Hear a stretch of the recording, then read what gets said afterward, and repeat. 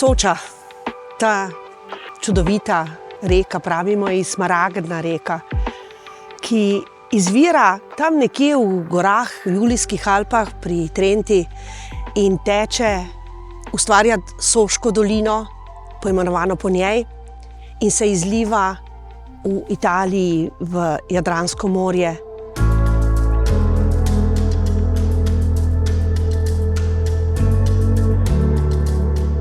Ob njej so stoletja bivali ljudje skupaj in jo poimenovali Soča, v slovenščini ženskega spola, v italijanščini Isonzo, v furlanščini Lusins. Tako so tudi ljudje govorili od vedno že 3 jezike ali pa še celo več. In bivali eden ob drugem, se v jezikih pogovarjali, se v jezikih ljubili in tudi sovražili.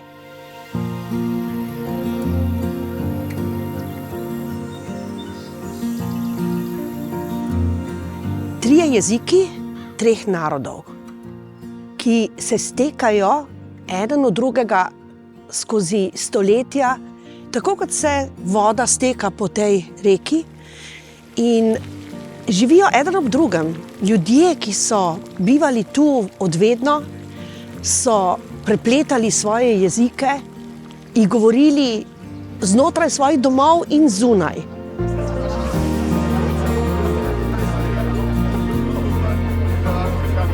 Včasih v ljubezni med seboj, včasih tudi v sovraštvu in preziranju in prepovedi. Ampak ko so se pa zaprla hišna vrata, so za njimi spregovorili ti jeziki kot materni.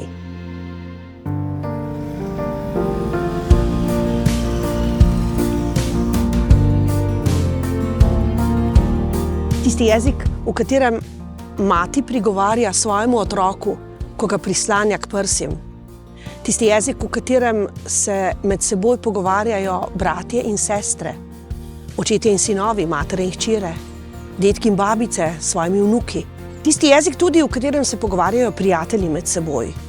Kajti jezik, ki je vsak po svoje čudovit, je tak pravzaprav kot tale most tukaj in kot vsi mostovi. Privedejo človeka k človeku, dušo k duši, srce k srcu, roke k roki. Kje so si ljudje postavljali svoja bivališča? Ob vodi. Voda je pomenila življenje. Tako so si postavljali ob rekah, jezerih, morju, studencih. Tudi Soča je prijazna reka, ki je dala ljudem prijazen prostor na svojem levem in desnem bregu, da so našli svoja bivališča in stoletja bivali drug ob drugem.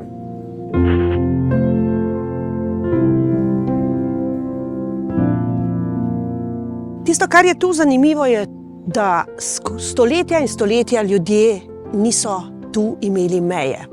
Meja ni pomenila niti Soča, ker so mostovi omogočili druženje in prehode. In vendar se je meja zgodila.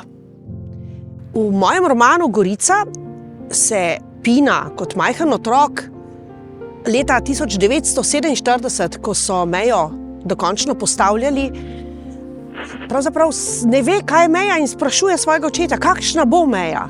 Pa tudi njen oče, njen tata, tega ni vedel. In je skupaj z njo ugotavljal, da morda bodo to grmički, med katerimi bodo stezice. Morda bo to plot, morda bo to mreža. Niti v sanjah si ni predstavljal, kaj se bo zgodilo, vendar se je tega bal. Nihče ni vedel, da bo meja do leta 1955 neprodušna, neprehodna, neprijazna. Ko se je začela počasi meja odpirati, so ljudje začeli počasi odpuščati, kaj jim je storila. Pozabili so že, niti ne tako zelo, ampak zavedali so se, da je meja šla skozi njihove domove, družine, da jih je presekala na pol, da je srce kdaj včasih presekala na pol, tudi dušo, tudi telo. Meje ni več. In ta čas, ki ga zdaj živimo, želimo, da bi ga živeli tudi rodovi za nami. Tako želim tudi jaz, da bi bilo prihodnjim rodovom res dobro.